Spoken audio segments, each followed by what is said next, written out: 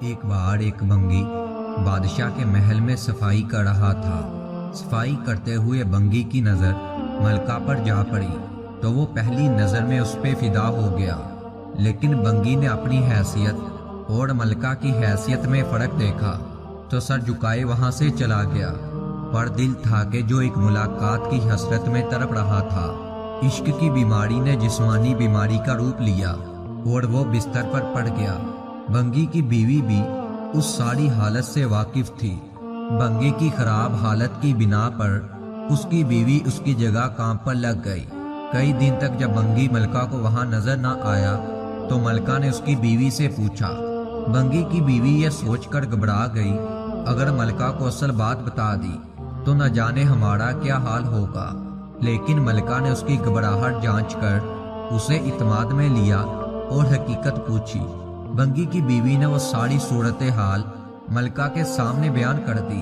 تب ملکہ نے اسے کہا کہ اس سے ملاقات کا یہی ایک راستہ ہے کہ تم اپنے شوہر سے جا کر کہہ دو کل وہ شہر سے باہر کسی رستے پر بیٹھ جائے اور بس اللہ اللہ کرتا رہے، نہ تو کسی سے بات کرے اور نہ ہی کسی کا دیا ہوا کوئی تحفہ قبول کرے۔ ایسا کرنے سے جب اس کے چرچے بادشاہ تک پہنچیں گے تو ملاقات کے رستے بھی کھل جائیں گے۔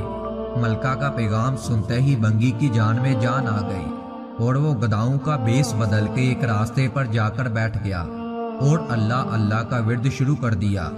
آنے جانے والے اس سے متاثر ہوتے رہے اور نذرانے ساتھ لاتے رہے، لیکن وہ سر اٹھا کر کسی کو بھی نہ دیکھتا تھا، کسی بھی چیز کو ہاتھ نہ لگاتا تھا، کیونکہ وہ ملکہ کے عشق میں تھا۔ ایسا کرتے کرتے خبر بادشاہ تک جا پہنچی۔ بادشاہ نے اپنے وزیر کو بھیجا کہ دریافت کرو کہ وہ کون ہے اور اس کی سچائی کس حد تک ہے۔ وزیر نے سارا پتہ کیا۔ وزیر نے واپس جا کر بادشاہ سے اس کی بہت تعریف کی۔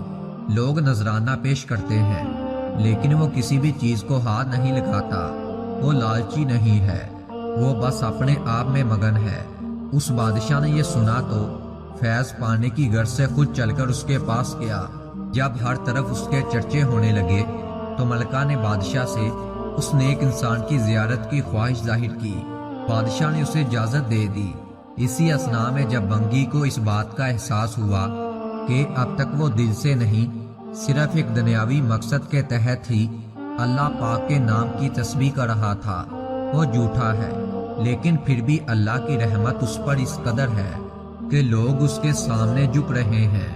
کیا بادشاہ کیا عام آدمی، سبھی اسے عزت دے رہے ہیں۔ یہ کرامات تو صرف زبان سے وہ پاک نام لینے کی ہے۔ اگر سچے دل سے اس نام کی تسبیح کی جائے تو کتنی رحمتوں کا نزول اس پر ہوگا۔ جب ملکہ اس کے پاس پہنچی تو اس نے سر اٹھا کے اس کی طرف نہ دیکھا۔ وہ روتی ہوئی واپس اپنے محل میں چلی گئی۔